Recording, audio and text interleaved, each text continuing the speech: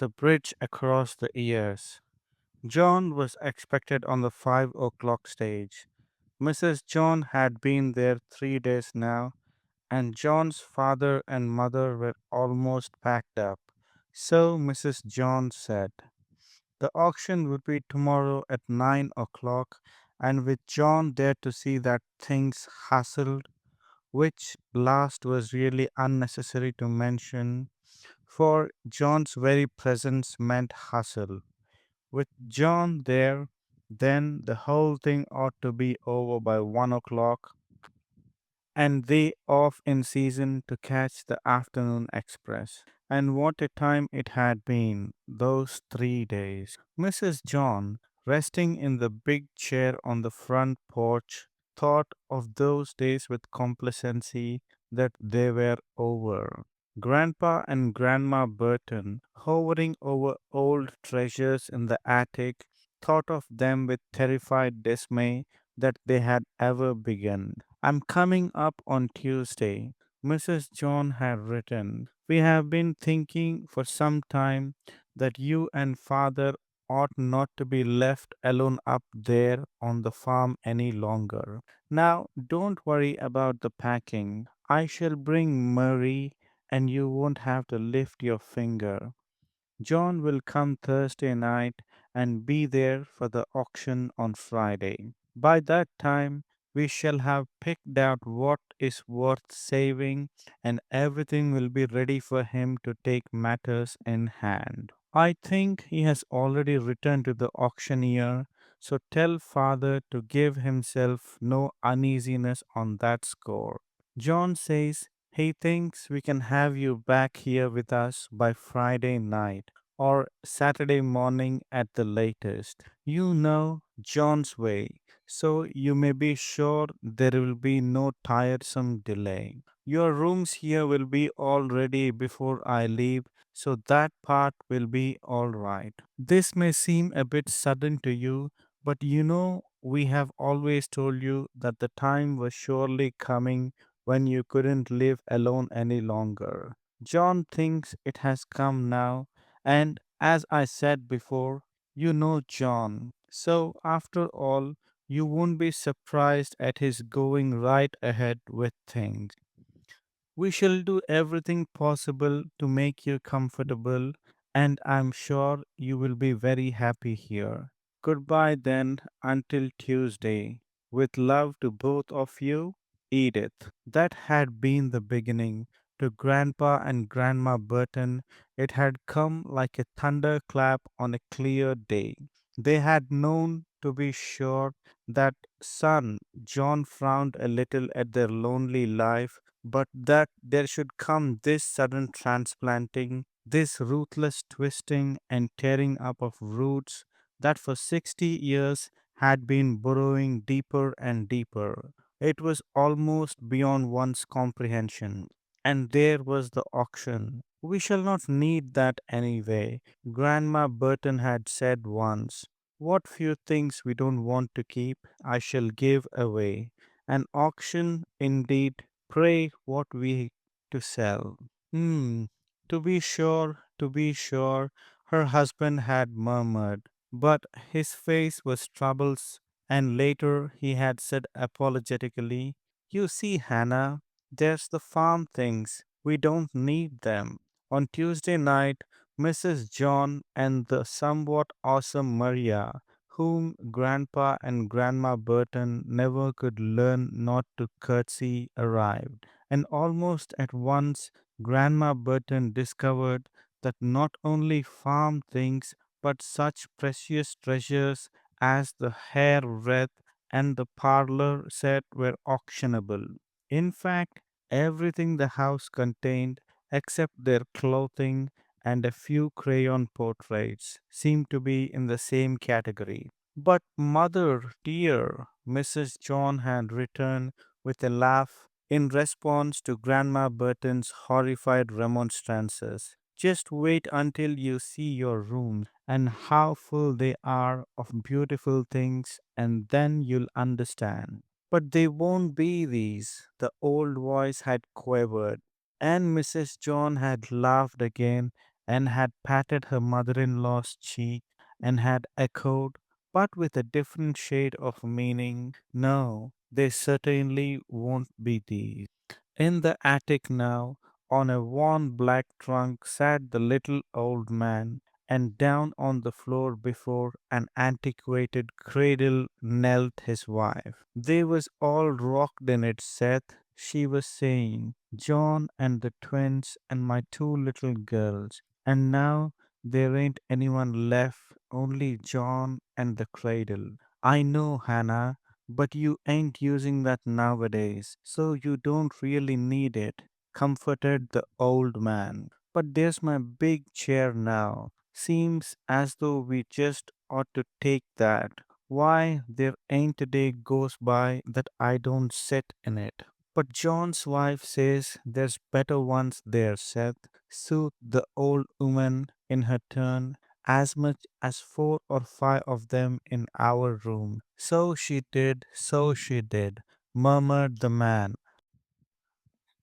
"I am an ungrateful thing, so I be." There was a long pause.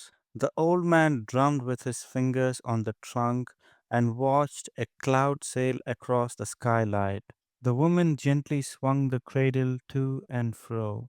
"If only they wasn't going to be sold," she choked after a time. "I like to know that they are where I can look at them and feel of them and remember things. Now there's them quilts with all my dress pieces in them, a piece of almost every dress I have had since I was a girl.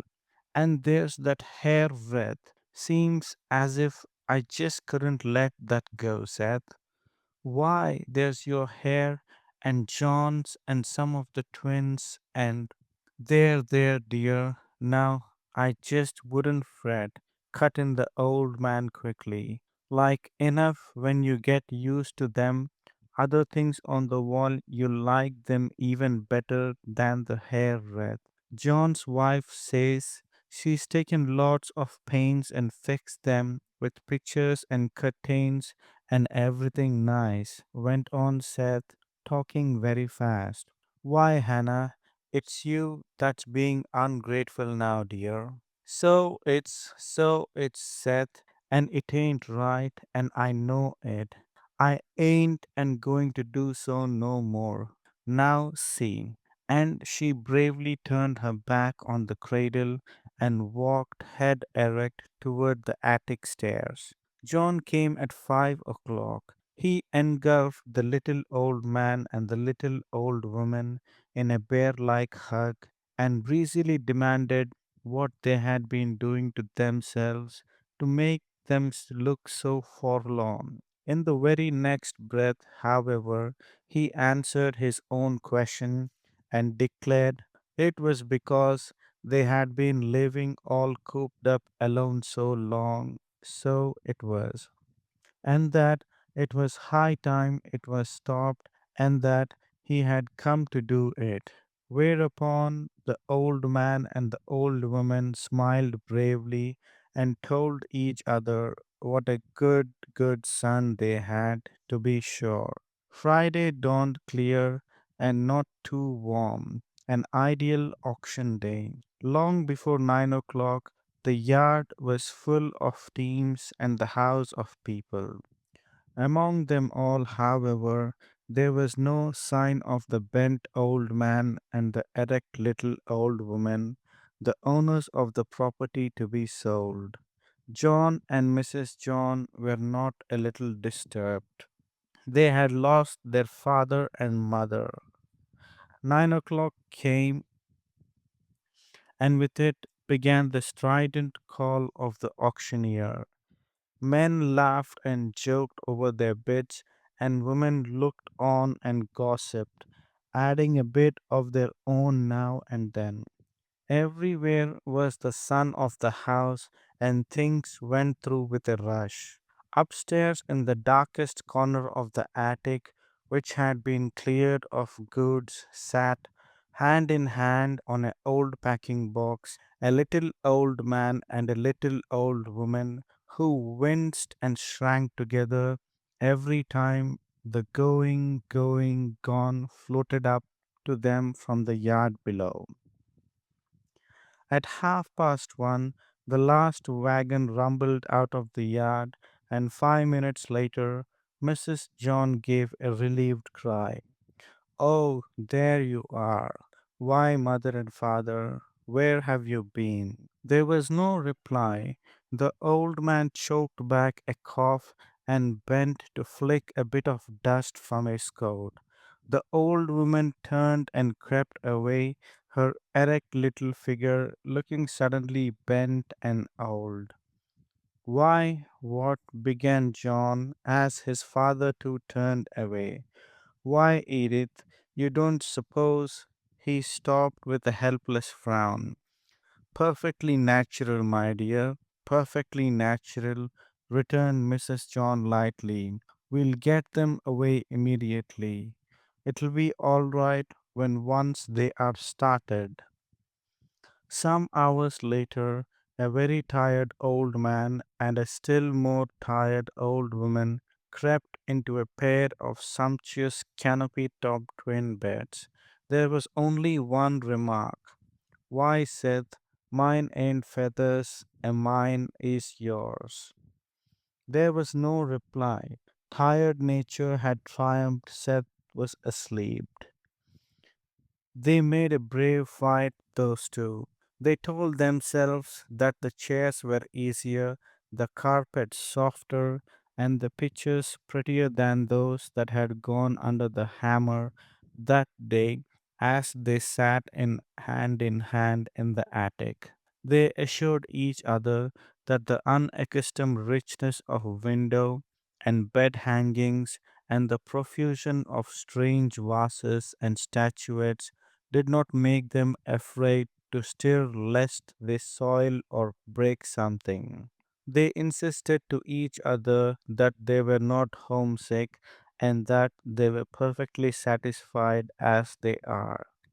And yet, when no one was looking, Grandpa Burton tried chair after chair and wondered why there was only one particular chair in the whole world that just exactly fitted. And when the twilight hour came, Grandma Burton wondered what she would have give to be able just to sit by the old cradle and talk with the past. The newspaper said it was the most marvelous escape for the whole family. They gave a detailed account of how the beautiful residence of the Honorable John Burton, with all its costly furnishings, had burned to the ground, and of how the entire family was saved, making special mention of the Honorable Gentleman's aged father and mother. No one was injured, fortunately, and the family had taken up a temporary residence in the nearest hotel. It was understood that Mr. Burton would begin rebuilding at once. The newspapers were right. Mr. Burton did begin rebuilding at once. In fact, the ashes of the Burton mansion were not cold before John Burton began to interview architects and contractors. It'll be way ahead of the old one, he confided to his wife enthusiastically. Mrs. John sighed. I know, dear, she began plaintively, but don't you see? It won't be the same. It can't be. Why, some of those things we have had ever since we were married. They seemed a part of me, John. I was used to them. I had grown up with some of them, those candlesticks of Mamma's, for instance, that she had when I was a bit of a baby. Do you think money can buy another pair that were hers? And Mrs. John burst into tears. Come, come, dear, protested her husband, with a hasty caress and a nervous glance at the clock. He was due at the bank in 10 minutes. Don't fret about what can't be helped. Besides, and he laughed whimsically, you must look out or you'll be getting as bad as mother over her hair wreath. And with another hasty pat on her shoulder, he was gone. Mrs. John suddenly stopped her crying. She lowered her handkerchief and stared fixedly at an old print on the wall opposite. The hotel, though strictly modern in cuisine and management, was an old one and prided itself on the quaintness of its old time furnishings. Just what the print represented Mrs. John could not have told, though her eyes did not swerve from its face for 5 long minutes.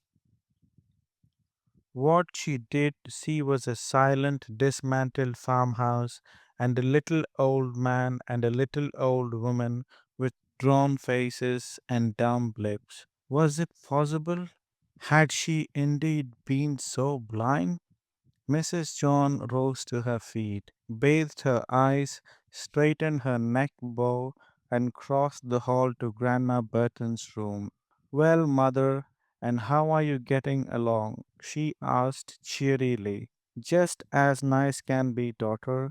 And ain't this room pretty? Returned the little old woman eagerly. Do you know, it seems kind of natural like. Maybe it's because of that chair there. Seth says it's almost like his at home. It was a good beginning, and Mrs. John made the most of it. Under her skillful guidance, Grandma Burton, in less than 5 minutes, had gone from the chair to the old clock which her father used to wind, and from the clock to the bureau where she kept the dead twins' little white shoes and bonnets. She told too of the cherished parlor chairs and marble top table, and of how she and father had saved and saved for years to buy them, and even now, as she talked, her voice rang with pride of possession. Though only for a moment, it shook then with the remembrance of loss. There was no complaint, it is true, no audible longing for lost treasures. There was only the unwanted joy of pouring into sympathetic ears the story of things loved and lost things, the very mention of which brought sweet faint echoes of voice long since silent.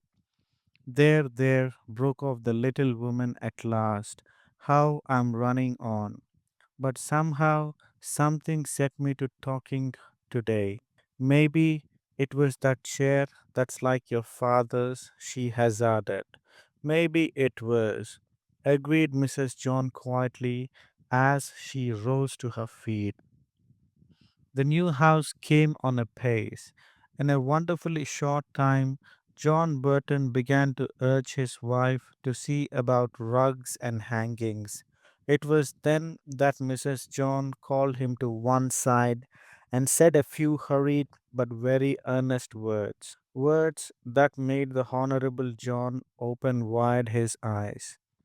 But Edith, he remonstrated, are you crazy? It simply couldn't be done. The things are scattered over half a dozen townships. Besides, I haven't the latest idea where the auctioneer's list is, if I saved it at all.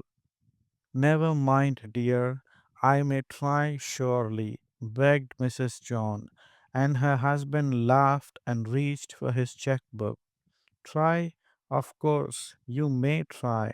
And here's this by way of wishing you good luck. He finished as he handed her an oblong bit of paper that would go far towards smoothing the most difficult of ways. You dear, cried Mrs. John, and now I'm going to work. It was about this time that Mrs. John went away. The children were at college and boarding school. John was absorbed in business and house building, and Grandpa and Grandma Burton were contented and well cared for. There really seemed to be no reason why Mrs. John should not go away if she wished, and she apparently did wish.